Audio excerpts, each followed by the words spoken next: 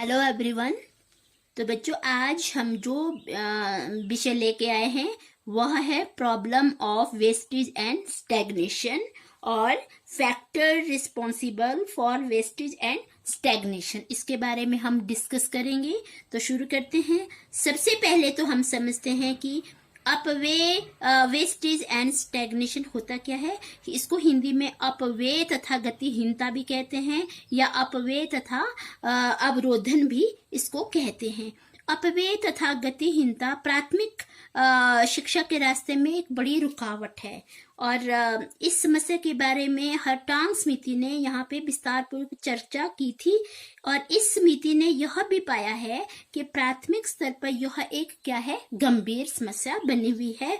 और उस समय प्रचलित आंकड़ों के आधार पर हमें पता चलता है कि 1992 में जो पहली कक्षा में नामांकित हुए बच्चों में से केवल 18% बच्चों ने ही 5वीं की परीक्षा की थी, जो इस बात की ओर संकेत करते हैं कि बाकी की जो 82% है वो बच्चे या तो फेल हो गए हैं या वह स्कूल छोड़ के चले गए हैं। इस प्रकार जो समस्या है वर्तमान समस्या न होकर काफी समय से भारतीय शिक्षा में मौजूद है। अपव्यय तथा गतिहीनता के कारणों तथा इसे रोकने के उपायों में विस्तृत जानकारी देने से पहले हम इसके बारे में समझ लेते हैं कि वेस्टेज क्या होता है और स्टैग्नेशन क्या होता है। इसको सबसे पहले समझते हैं। वेस्टेज यानी फिजूल खर्ची। इसको अब दो शब्दों से बना है, अप जमा व्यय, यानी फिजूल खर्ची।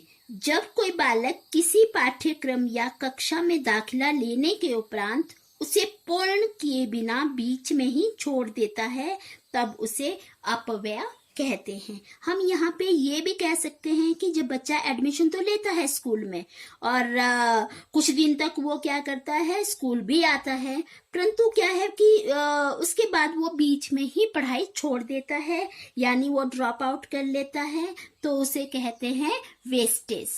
तो इस हर्टांग कमेटी के अनुसार कि अपव्यय से हमारा तात्पर्य प्राथमिक शिक्षा की अवधि पूर्ण होने से पूर्व ही बालक को विद्यालय से हटा लेता है। तो ये क्या हुआ, वेस्टेज।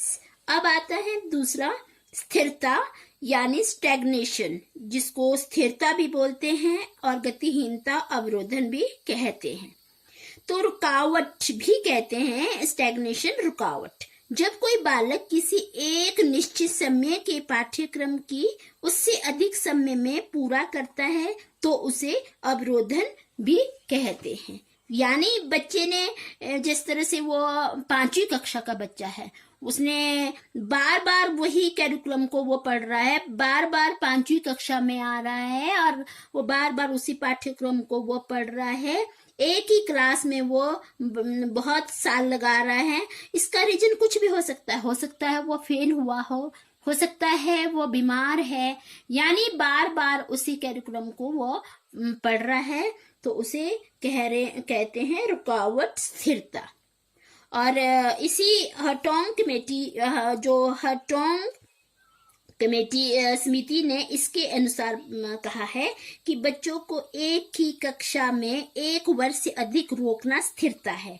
इस प्रकार स्थिरता से अभिप्राय प्रत्यक्ष रूप से बच्चे का अनुत्तीर्ण होकर उसी कक्षा में पुनः पढ़ाई करना है। तो अब हम इसके factors responsible for wastage and stagnation, इसके बारे में हम पढ़ेंगे, चर्चा करेंगे। तो अपव्यय एवं गतिहीनता के लिए उत्तरदायी कारक।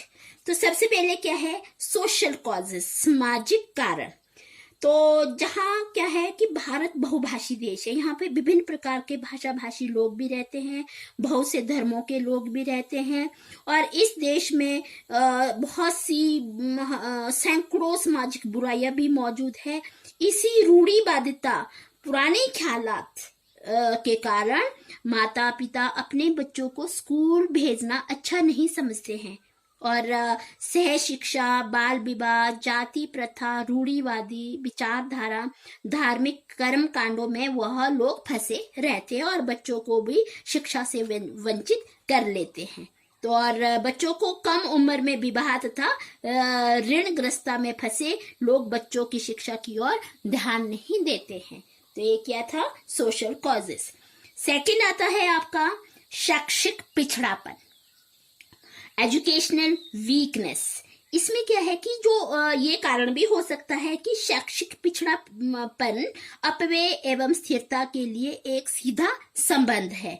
देश में कई क्षेत्रों में आज भी प्राथमिक स्कूलों में कमी पाई जाती है और इसके अतिरिक्त या तो उस स्कूल में जरूरी उपकरणों की कमी होती है, जैसे स्कूल भवन, सहायक सामग्री, फर्नीचर आदि। तो यानी इसका मतलब ये है कि इस प्रकार स्कूलों में शिक्षा प्रदान करने व ग्रहण करने का वातावरण भी सही नहीं है। और इसके अलावा पाठ्यक्रम बच्चों के लिए निर्धारित किया जाता है पर वह उनके मानसिक स्तर के अनुकूल भी नहीं है। तो ये रीजन भी हो सकता है। और थर्ड आता है आर्थिक कारण, इकोनॉमिक कॉजेस। यहाँ पे आता है कि जो आर्थिक कारण अपव्यय एवं गतिहीनता में क्या करते हैं, वृद्धि करते हैं। वर्तमान समय में संस्थाएं आर्थिक मंदी के दौर से वह गुजर रही है। दूसरी जनता की गरीबी इस समस्या की ओर अधिक बढ़ोतरी कर रही है। माता पिता आर्थिक तंगी के कारण अपने बच्चों की पुस्तकें और वो किताबें नहीं खरीद पाते हैं। शुरू में तो वो अपने बच्चों को किसी भी प्रकार स्कूल भेज देते हैं, परंतु वो क्या करते हैं, बीच में ही वो छोड़ देते हैं। तो माता पिता उन्हें स्कूल भेजने की अपेक्षा कार्य में वह लगा देते हैं। फोर्थ आता है अनपढ़ता, इलिटरेसी। यहाँ पे ये कारण, ये कॉजेज भी हो सकता है, इलिटरेसी का कॉजेज भी हो सकता है कि देश में अधिकतर जनसंख्या क्या है, अनपढ़ता के अंधकार में भटक रही है। यहाँ पे माता पिता का अनपढ़ होना बच्चों के लिए क्या है, एक अभिशाप है। अगर बच्चों के पेरेंट्स अनपढ़ होंगे तो वह स्कूल वगैरह नहीं भेजेंगे, वो शिक्षा के बारे में नहीं समझ पाएंगे। अगर जिसके पेरेंट्स पढ़े लिखे होंगे वो समझेंगे। तो यहाँ पे क्या है कि अनपढ़ता माता पिता के लिए, माता पिता का अनपढ़ होना बच्चों के लिए क्या है, एक अभिशाप है। क्योंकि शिक्षा क्या है, उसका क्या महत्व है, क्योंकि उसके बारे में उन पेरेंट्स को पता नहीं है, माता पिता को उसके बारे में कोई भी जानकारी नहीं है। तो जिस कारण से क्या है कि बच्चों को स्कूल भेजने से वह कतराते हैं, भेजते नहीं हैं। और उसकी यह इच्छा होती है कि उसके जो बच्चे हैं उनके लिए कुछ पैसे कमा कर लेके आए, और बस यही उनकी, इसीलिए यह समस्या एक गंभीर रूप धारण कर गई है।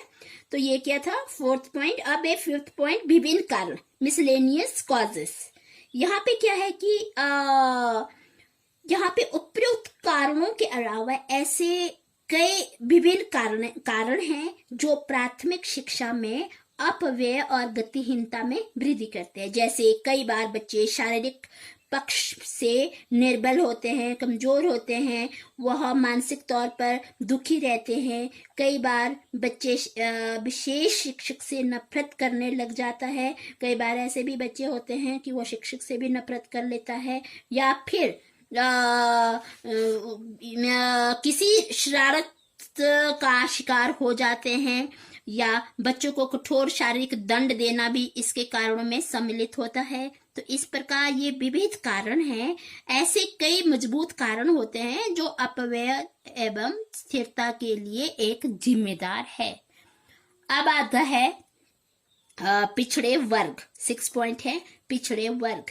तो वीकर सेक्शन, यहाँ पे जो पिछड़े वर्ग है, अनुसूचित जाति जनजाति के लोगों की अपनी एक समस्या है। अपने रीति रिवाजों, आर्थिक एवं अन्य सामाजिक परिस्थितियों के कारण वह अपने बच्चों को उचित प्रकार से शिक्षा उपलब्ध नहीं करवा सकते हैं।